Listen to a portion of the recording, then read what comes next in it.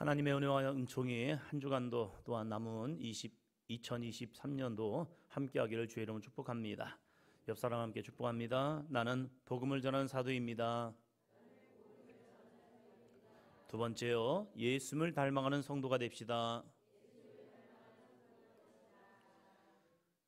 카페를 가면 나무로 장식을 아름답게 한 것을 보게 됩니다. 참 아름답습니다. 어떤 경우는 그 나무가 시간이 지났음에도 변함이 없습니다. 여전히 똑같습니다. 봄, 여름, 가을, 겨울 똑같습니다. 늘 같은 모습입니다. 좋은 걸까요? 변하지 않냐고 늘 같은 모습을 가지고 있다. 뭔가 이상합니다. 겉으로 보기는 정말로 진짜 같습니다. 그런데 가까이에서 보면 조화입니다. 조화는 진짜 같지만 확연한 차이가 있는데 그것은 자라지 않는다는 것입니다. 그런데 진짜 식물은요, 숨을 쉬고 산소를 공급하고 시간이 지나면 자라납니다. 죽은 그리스도인은 시간이 지나도 자라지 않습니다. 변하지 않습니다. 그러나 진짜 믿음의 사람은요, 시간이 지나면서 변화되어 가고 있습니다. 믿음의 선한 싸움을 하면서 예수님을 닮아가고 있습니다. 저는 우리 사도행전교회 모든 성도님들의 삶이 예수님을 닮아가는 삶이 되기를 주의 이름으로 축복합니다. 오늘은 추수감사절입니다. 추수감사절 예배를 드리면서 예배 중에 이제 귀한 예식인 세례식을 합니다. 2부 때요. 교회에서 세례는 영적 추수의 의미의 열매를 갖고 있습니다. 세례가 여러분의 끝이 아니라 시작입니다. 세례를 받는 분들은 이제부터 자라나고, 먼저 세례를 받은 우리들은 나의 삶이 얼마나 자라났는가, 다른 사람의 세례를 바라보면서 나의 모습은 어떻게 변화되어져 가고 있는가, 세례 받을 때의 그 사모함이 어느 순간 사라져버린 것은 아닐까.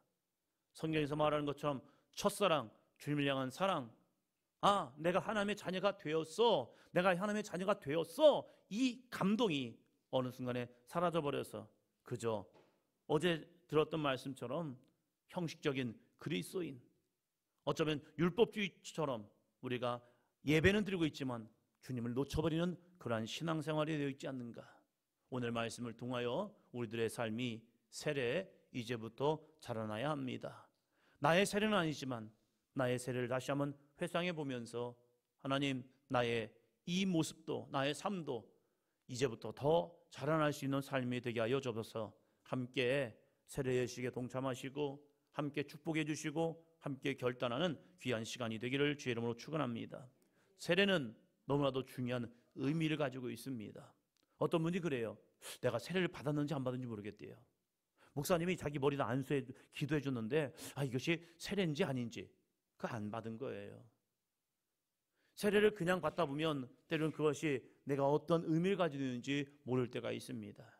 그러나 우리가 세례 예식을 다시 한번 보면서 내가 제 세례는 받을 필요는 없습니다.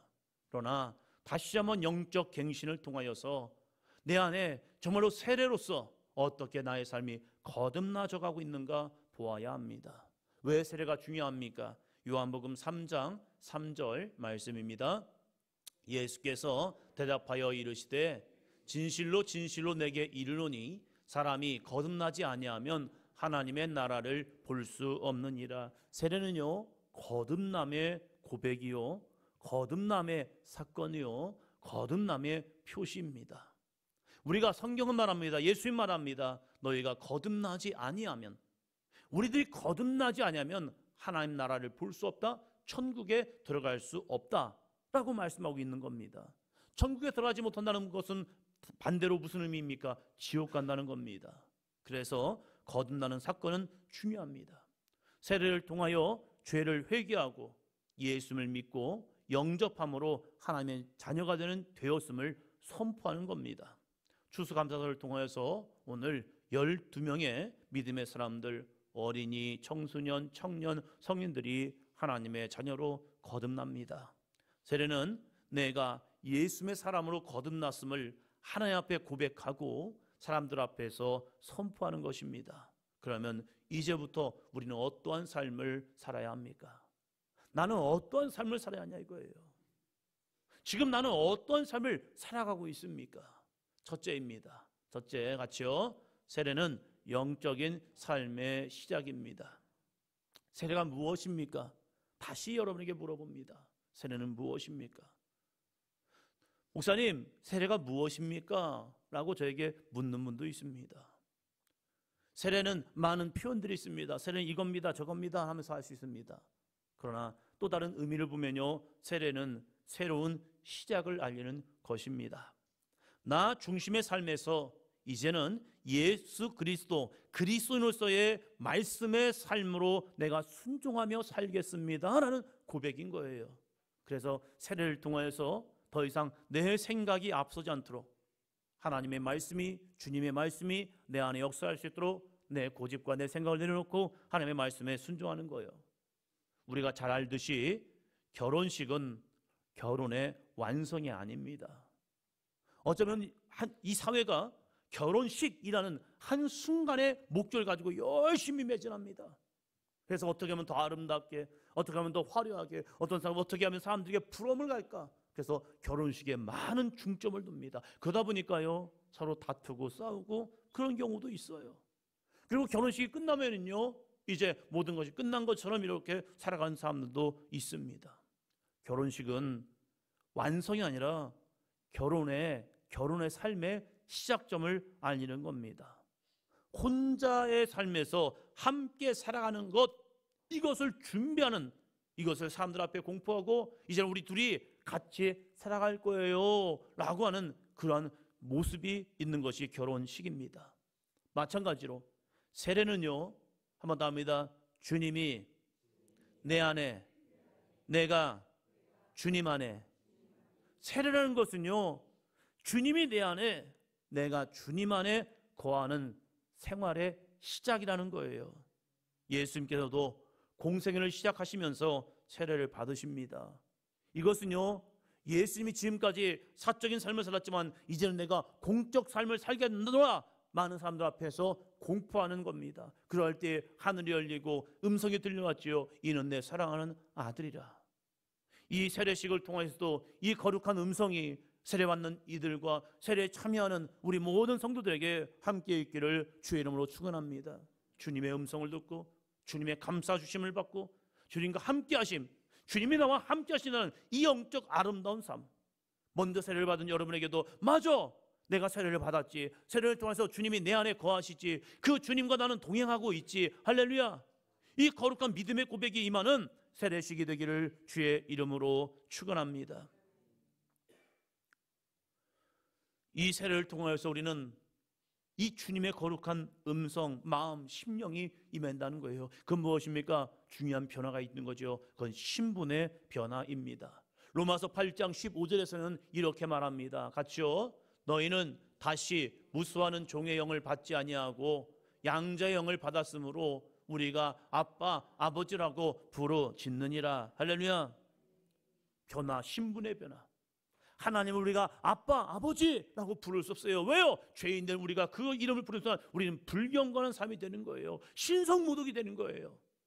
그러나 우리가 세례를 통해서 하나님의 자녀로 주님이 우리를 받아주십니다. 주님이 우리 가운데 거하십니다. 그러면 우리도 주님 안에 거함을 통해서 하나님을 이렇게 부를 수 있다는 거예요. 아빠, 아버지. 관계의 변화가 이루어지는 거죠. 하나님의 자녀로서 새로운 영적인 삶을 살아가는 것, 이것이 바로 세례의 의미라는 겁니다. 그러면 이제부터 내가 하나님의 자녀가 되었다면, 하나님이 나의 아버지가 되었다면 이제는 그 하나님과 동행하는 삶을 살아야 하는 거죠. 관계만 맺고 떨어져 있다? 그게 무슨 부모와 자녀의 관계입니까? 부모와 자녀의 관계가 됐다는 것은요, 이제 더 가까이 할 수 있는, 이제는 남이었지만 이제는 내 부모가 되고 내 자녀가 됨을 통해서 더 가까워지고 더 가까워지고 더 가까워지는 삶, 이것이 양자된 자의 모습이라는 겁니다. 더 이상 우리들이 죄의 종이 아니라 이제는 하나님의 자녀로서 아름다운 믿음의 삶을 살아갈 수 있는 거룩하고 복된 삶이 되기를 주의 이름으로 축원합니다. 사단이 우리를 유혹한다 할지라도 예수님의 이름으로 승리하시기를 바랍니다. 그래서 우리는 늘 이렇게 선포해야 합니다. 같이요. 나를 유혹하는 사단, 마귀, 귀신아, 예수 그리스도의 이름으로 명하노니 나에게서 떠나갈지어다. 믿는 자에게는 표적이 나타난다고 말씀을 우리가 선포하잖아요. 먼저 귀신을 쫓아내며, 누구의 이름으로요? 예수 그리스도의 이름으로요. 늘 우리의 마음은 옛 자가 남아 있어요. 그래서 끊임없이 싸워야 합니다. 어떻게 해요? 예수 그리스도의 이름으로요. 나를 유혹하고 나를 미혹하고 나로 하여금 격분피하고 내 혈기와 내 자아가, 내 고집이 여러분이 살아있을 때에 내가 나사렛 예수 그리스도의 이름으로 명하니 내 안에서 악한 사단 마귀 귀신은 떠나갈지어다. 할렐루야. 늘 선포함을 통해서요, 내 안에 주님의 마음으로 충만할 수 있도록 나아가는 삶이 되기를 주의 이름으로 축원합니다. 왜요? 이제는 나 혼자가 아니거든요. 내 안에 주님이 계시기에 그 주님의 이름으로 날마다 동행할 수 있는 거룩하고 복된 삶이 되기를 주의 이름으로 축원합니다. 그러면 오늘 우리들이 세례를 준비하면서, 세례를 맞이하면서, 세례식을 우리가 함께하면서 나는 어떠한 삶으로 살아가고 있냐 이거예요. 나는 새로운 삶으로 시작해서 지금까지 달려오고 있습니까? 아니면 세례 받은 순간 나는 이제 끝났어 라고 멈춰서고 있냐 이거예요. 먼저 세례 받은 여러분은요, 세례에 참여하는 우리 귀한 믿음의 지체들을요, 함께 도전을 응원해주고 격려해주고 도와주시기를 주의 이름으로 축원합니다. 이제 당신 됐어? 아니죠. 이제부터 시작이야. 그러면서 올바른 믿음의 삶으로 어떻게 이 사람이 믿음으로 자라날 것인가 잘 격려해 주시고 잘 이끌어 주시고 도와주시기를 주의 이름으로 축원합니다. 그 마음에 성령의 감동이 오면 그 감동에 순종할수록 한 발짝 한 발짝 나아갈 수도 도와주는 거죠. 둘째입니다. 둘째, 같이요. 세례는 완성이 아니라 자라나는 것입니다. 세례는 결코 완성이 아닙니다. 이제부터 시작입니다. 먼저 세례를 받은 분들에게 물어봅니다. 여러분의 신앙은 자라나고 있습니까? 작년보다 올해가, 어제보다 오늘이 예수님을 더 닮아가고 있습니까? 나의 삶에 어떠한 변화가 없다면요, 나는 죽어있는 그리스도인이라는 거예요. 여러분, 우리 함께 살아있는 진짜 그리스도인이 되기를 주의 이름으로 축원합니다. 세례는 믿음 생활의 완성이 아니에요. 믿음의 시작이기에 세례받은 사람은요, 예수님의 삶으로 한 발짝 한 발짝 나아가야 합니다. 이것이 바로 오늘 에베소서의 말씀입니다. 13절 봅니다. 우리가 다 하나님의 아들을 믿는 것과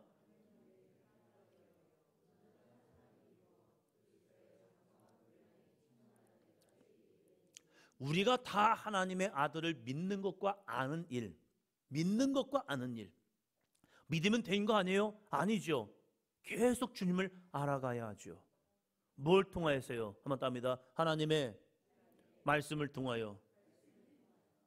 변하지 않는 이 66권 하나님의 진리의 말씀을 우리가 열심히 배워감을 통하여, 그 말씀을 묵상함을 통하여, 그 말씀을 우리가 늘 읽음을 통하여서 주 예수 그리스도를 알아가는 거예요.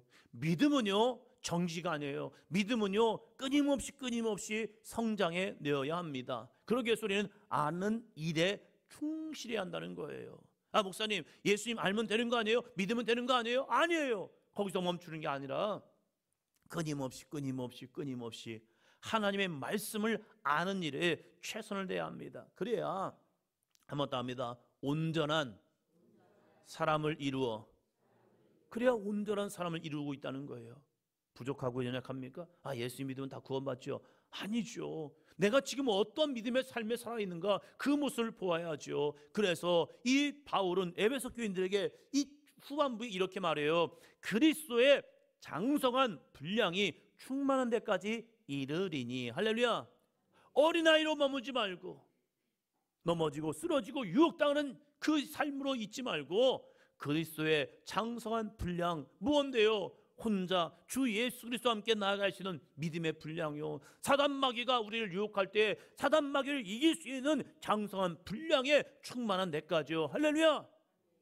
이 믿음까지 자라나라는 거예요. 그 삶이 어떠한 삶입니까? 14절입니다.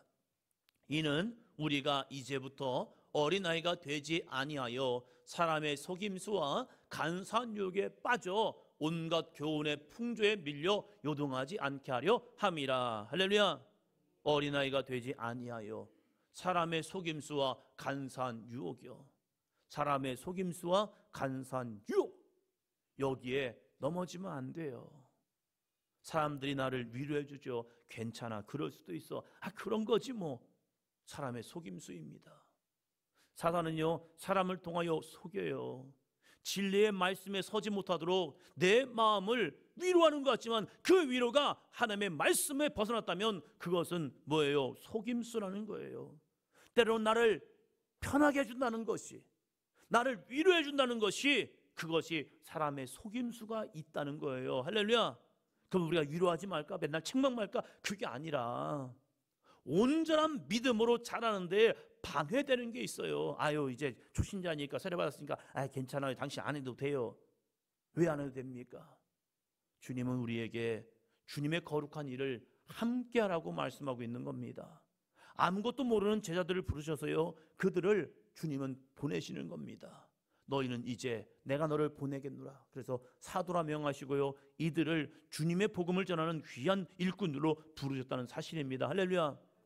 우리 믿음의 삶도 마찬가지예요. 사람의 속임수 속으면 안 됩니다. 내 마음을 편안하게 하고 위로한다고 그것이 내 영혼을 살리는 것인가? 아니면 때로는 내 마음에 쓰디쓴 말이지만 그것이 나를 살리는 말인가? 우리는 그것을 분별해 내어야 합니다. 아담아, 내가 이걸 먹어봤더니 죽지 않았어. 너도 한번 같이 먹어봐.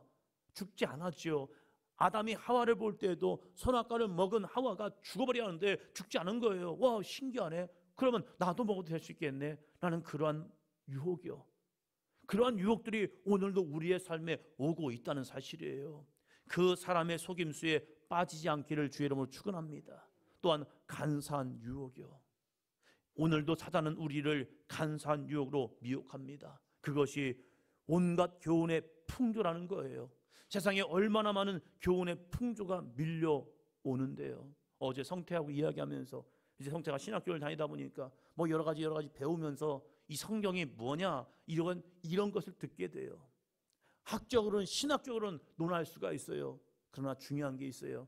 신앙보다 신학이 앞서는 순간요, 신앙은 무너져 버려요. 우리들도 마찬가지죠. 여러 곳에서 들려오는 많은 이야기가 있어요. 요즘 성도들 유튜브만 봐도요, 이 말씀 저 말씀 많이 들려옵니다. 그래서 목사님 누가 그러는데요, 어디서 그러는데요, 그러면 그것이 성경과 어떠한 관계가 있냐 이거예요. 물론 우리가 지금까지 들어오면서 잘못된 믿음을 받을 수 있어요. 그러나 성경에서 우리에게 무엇을 말하고 있는가?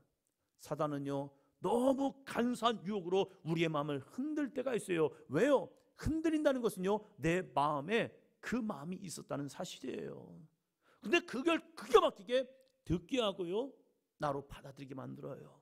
우리는 말씀 위에 서 있는 거룩하고 복된 삶이 되기를 주의 이름으로 축원합니다. 그 15절은 이렇게 정리를 합니다. 같이 합니다. 오직 사랑 안에서 참된 것을 하여 범사에 그에게까지 잘할지라. 그는 머리니 곧 그리스도라. 할렐루야. 범사에 누구에까지요?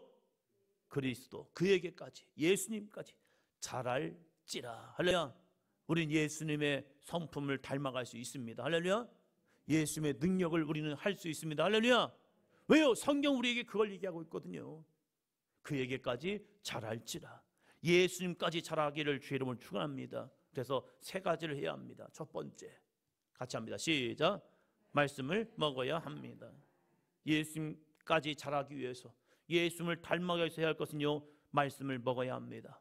식물이 잘 자라기 위해서는요, 좋은 땅의 영양분을 흡수해야 합니다. 땅이 좋으면 식물은 잘 자라납니다. 믿음의 사람에게 있어서 좋은 땅, 영양분 무엇입니까? 성경 말씀입니다. 성경은 교회에서만 폈다 읽는 것이 아니에요. 여러분의 순서가 왔다고 그 순간만 읽지 마시고 매일의 삶에 성경을 읽으시기를 주의 이름으로 축원합니다. 조혜련 집사님 간증을 들으면서 참 대단하시다. 대단하시다. 많은 사람들이 신앙생활 1년하고 2년하고 3년하고 10년에도요, 성경 한 번 읽는 사람 없을 수도 있어요. 성경을 처음부터 끝까지 뭘 꼭 읽어야 하나? 이런 사람도 있단 말이에요. 그러니까 무엇입니까? 내 안에 말씀이 없는 거예요. 말씀이 없으니까 유혹에 넘어지고 쓰러진다니까요. 말씀을 대충 하니까 여기서도 조금 저기서도 조금 하니까 사단이 유혹하고 사람들이 이 말 저 말 하면요 거기에 휩쓸려 끌려간단 말이에요. 사랑하는 성도 여러분, 우리가 말씀을 먹어야 합니다. 어떻게 말씀을 먹습니까? 같이 합니다. 시작. 자, 성경을 듣고 읽고 묵상하고 배우고 가르치고 살아가는 것. 할렐루야. 이 6가지의 삶이요. 다시 한번 합니다. 시작.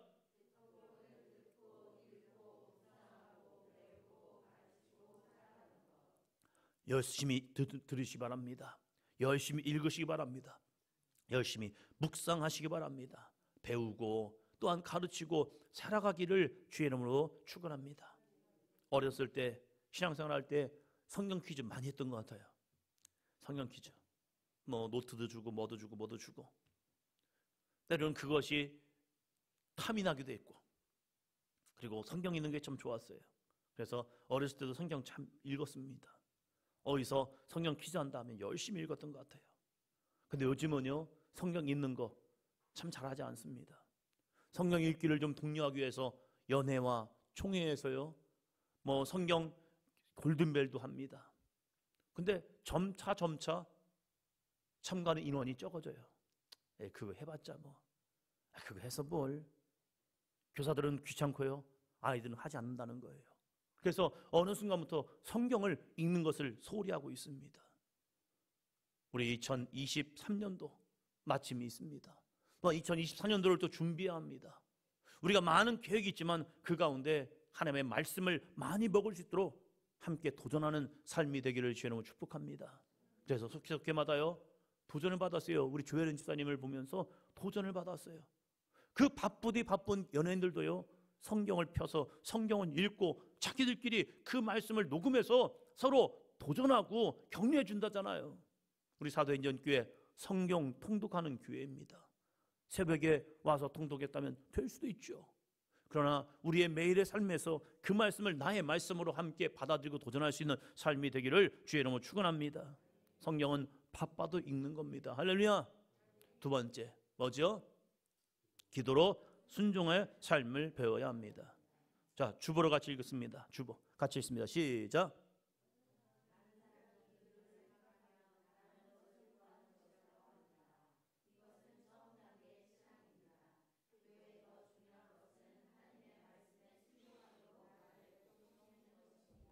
네, 교회 들어오실 때 주보를 가지고 오셔요. 주보는 그냥 오는 게 아니라 주보 가지고 매일의 마음을 묵상하라고 주보에 성경 말씀을 그 설교 말씀을 써놓잖아요. 안 가져오신 분 많은 것 같아서 해봤어요. 할렐루야. 기도의 중요한 것은 내가 바라는 것을 원하는 것 기도 맞아요. 그러니까 그것은 1차적인 기도라는 거예요. 더 중요한 기도의 모습은요 한 번 더 합니다. 하나님의 말씀에 순종하도록 나를 복종시키는 것, 이게 기도란 거예요. 기도는 단순히 바라는 게 아니에요. 나 자신을 저 하나님의 말씀에 복종시키는 거. 할렐루야. 그래서 마태복음 26장 39절 저는 이 말씀을 굉장히 좋아해요. 같이 읽습니다. 시작.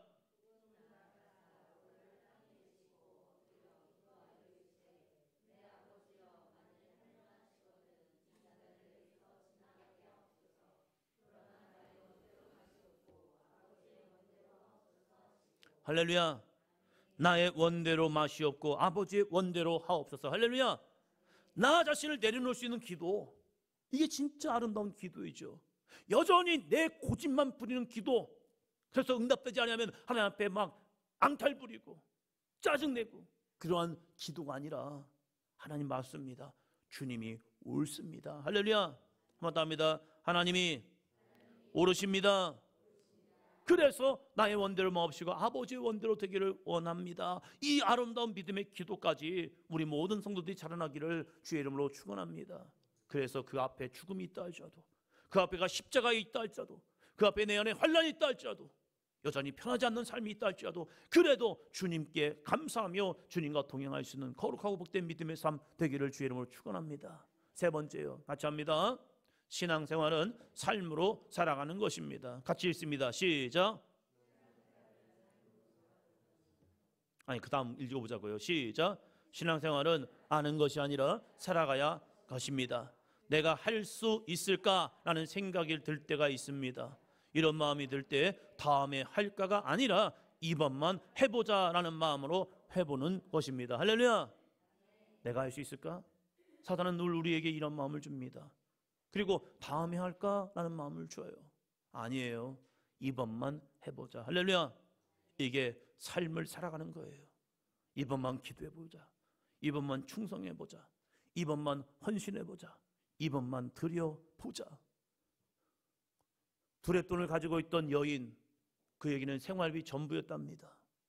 이 전부를 가지고 있는 이 여인에게 성령의 감동이 온 거죠. 이것을 하나님께 드려보자. 왜 아깝지 않겠습니까? 그런데 이 여인은 드립니다. 그럴 때 주님이 그를 칭찬하십니다. 여기 모인 많은 사람들 중에 이 여인이 가장 많은 걸 드렸다. 한 여인은 자신의 향유 한 옥합을 주님 앞에 가지고 옵니다. 왜 가지고 올까? 사람들이 옥합을 가지고 있는 그 여인을 보면서 의아해했을 겁니다. 왜 가져올까? 그런데 예수님의 발에 그 옥합을 붓는 겁니다. 사람들은 욕합니다. 야! 뭐해? 지금 뭐 하는 거야? 왜 그것을 허비해? 아예 그것을 팔아서 가난한 사람이 나눠주면 더 얼마나 좋게 쓰임 받았겠느냐. 그런데 그 여인은요, 그 여인도 갈등을 했을 거예요. 이거 하는 게 맞을까? 맞지 않을까? 사람들에게 좋아할까? 사람들이 욕할까? 많은 갈등을 했을 거예요. 그러나 그 여인에게 하나님의 거룩한 말씀이 임했을 때 그 여인이 이 고집을 합니다. 이번만 해보자. 우리가 새벽 기도도 마찬가지죠. 매일 하기 부담스러울 수 있습니다. 그러나 하나님이 나에게 감동을 주실 때가 있어요. 그래, 한번 도전해보자. 할렐루야. 그래서 새벽을 깨우는 거죠. 피곤한 거 알죠? 힘든 거 알죠? 그러나 하나님이 주신 감동을 하는 거예요. 봉사의 마음을 주시면 한번 해보자 해서 한번 봉사해보는 겁니다. 한번 하면 끝까지 하는 건가? 모르죠, 그건. 그러나 나에게 감동을 주었을 때 헌신해보는 겁니다. 헌금의 마음을 주시면 내일 걱정이 되어도 한번 하나님께 드려보는 겁니다. 하나님의 감동에 순종하여 한 발짝 한 발짝 나가다 보면요, 나의 믿음이 어느 순간에 자라나 있습니다. 할렐루야. 오늘 12명의 사랑하는 사도인전교회 지체들이 세례를 받습니다. 물세례로 끝나지 말고 성령세례, 불세례, 진짜 그리스도인이 되기를 주의 이름으로 축복합니다. 그래서 세례 받는 것으로 끝나지 말고 그리스도의 장성한 분량이 충만한 데까지 자라십시오. 믿음으로 충성하고 헌신하고 순종하면 예수님을 닮아가는 그리스도인이 됩니다. 오늘 나는 어떻게 예수님을 닮아가고 있는가? 다시 한번 바라보고 다시 한번 고백하고 다시 한번 도전할 수 있는 아름답고 복된 모든 성도들의 삶이 되기를 주의 이름으로 축원합니다.